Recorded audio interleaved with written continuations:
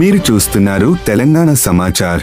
Doctor D Prashanth Kumar, Vajra hospital కరీంనగర్లో పనిచేస్తున్న ప్రముఖ సర్జన్ ఆంకాలజిస్ట్. క్యాన్సర్ అనేది శరీరంలోని కోశాలు నియంత్రణ లేకుండా పెరుగుతూ గడ్డలుగా మారే వ్యాధి. ఇది శరీరంలోని ఏ భాగానికైనా సోకి క్రమంగా ఇతర అవయవాలకు వ్యాపించే ప్రమాదం ఉంటుంది. ప్రారంభ దశల్లో లక్షణాలు స్పష్టంగా కనిపించకపోవచ్చు, కానీ సమయానికి గుర్తిస్తే చికిత్స పూర్తిగా సాధ్యమవుతుంది. వజ్రా హాస్పిటల్లో డాక్టర్ ప్రశాంత్ కుమార్ అధునాతన పద్ధతులతో శస్త్రచికిత్సలు నిర్వహిస్తూ రోగులకు నాణ్యమైన సేవలు అందిస్తున్నారు. అవగాహన, ప్రారంభ నిర్ధారణ, సరైన చికిత్సతో క్యాన్సర్ను నియంత్రించవచ్చని ఆయన సూచిస్తున్నారు.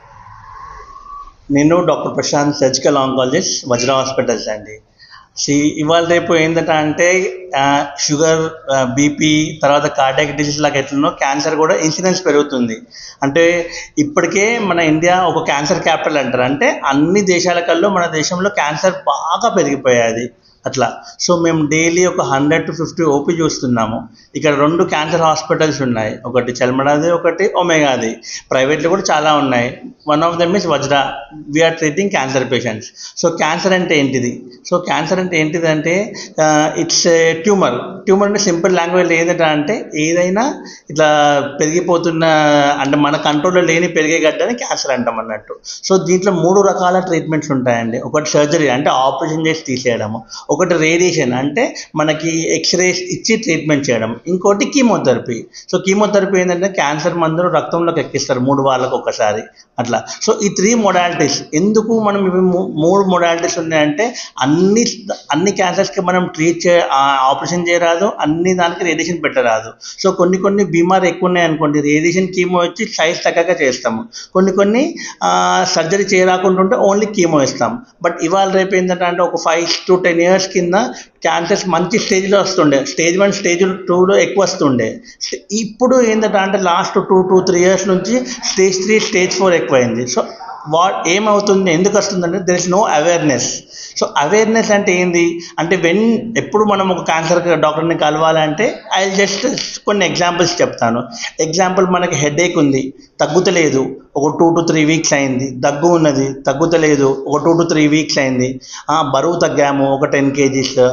లేకపోతే మోషన్లో బ్లడ్ రావడం కానీ, లేకపోతే మోషన్లో నల్లగా రావడం కానివ్వండి, లేకపోతే వీపు నొప్పి లేవడం కానీ కంటిన్యూస్గా, రొమ్ములో ఏమైనా గడ్డలు పుట్టడం కానీ. సో ఇవన్నీ ఏంటంటే ఒక 3 వారాలలో ఏ సిమ్టమ్స్ కానీ తగ్గుతలేవంటే మనం ఎవాల్యుయేట్ చేయించుకోవాలి. సో అందుకే ఎందుకు ఎవాల్యుయేట్ చేయించుకోవాలంటే మనం బిజీ వర్క్లో మనం నెగ్లెక్ట్ చేసేస్తాం. సో మనకి ఏంది, ఎర్లీగా చూపెట్టుకుంటే 2 to 3 weeksలో సిమ్టమ్స్ కానీ ఏమైనా తగ్గుతలేవంటే చూపెట్టుకుంటే early diagnosis. So early diagnosis ఏంటంటే ఎర్లీ డయాగ్నోసిస్ అయితే ఎర్లీ స్టేజ్లో ట్రీట్మెంట్ చేయొచ్చు.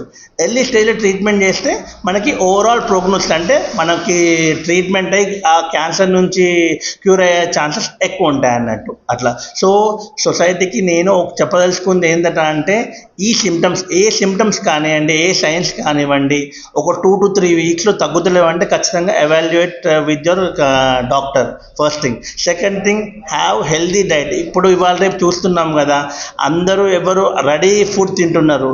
Nobody is eating fruits, vegetables, whole grains. And walking కూడా ఎవరు చేస్తలేరు. అంటే చాలా చిన్నగా అనిపిస్తాయి మనకి.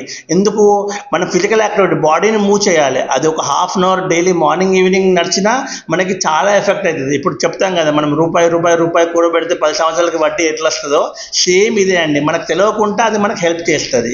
ఇంకోటి ఏంటంటే స్ట్రెస్ఫుల్ లైఫ్. సో స్ట్రెస్ ఎక్కువ పెట్టుకోవద్దు. స్ట్రెస్ వల్ల ఇన్ఫ్లమేషన్ అవుతుంది బాడీలో, దాంతో కూడా క్యాన్సర్ రావచ్చు. ఇంకోటి, కొన్ని క్యాన్సర్స్ ప్రివెంట్ చేయొచ్చు. ఏది గర్భకోశ క్యాన్సర్ అంటాం మనము, అంటే సర్విక్స్ క్యాన్సర్. ఇంకోటి హెపటైటిస్, అంటే లివర్ క్యాన్సర్. ఈ రెండింటికి వ్యాక్సిన్స్ ఉన్నాయి. వ్యాక్సిన్స్ ఇచ్చుకుంటే ఏంటంటే వచ్చే అవకాశాలు తక్కువ అట్లా. సో ఇంకోటి ఏంటంటే యంగ్ ఫీమేల్స్, లాస్ట్ 2 to 3 yearsలో మనం చూస్తున్నాం కదా, యంగ్ ఫీమేల్స్, మేము 18 to 20 years వాళ్ళ పేషెంట్స్ కూడా ట్రీట్ చేసాం రొమ్ము క్యాన్సర్లు. సో అందరూ ఫీమేల్స్ మీ పీరియడ్స్ అయిపోయాక మనం ఫస్ట్ ఎగ్జామిన్ చేసుకోవాలి. సో దాన్ని బ్రెస్ట్ సెల్ఫ్ ఎగ్జామినేషన్ అంటారు. మనం చూసుకున్నప్పుడు మనకేమన్నా డౌట్ వస్తే తొందరగా మీ డాక్టర్ని కలవండి. సో దాంతో ఏమవుతుందంటే ఎర్లీగా డయాగ్నోస్ అయ్యి క్యూర్ అయ్యే ఛాన్సెస్ ఎక్కువ ఉంటాయి. So always in cancer, prevention is better than cure andi.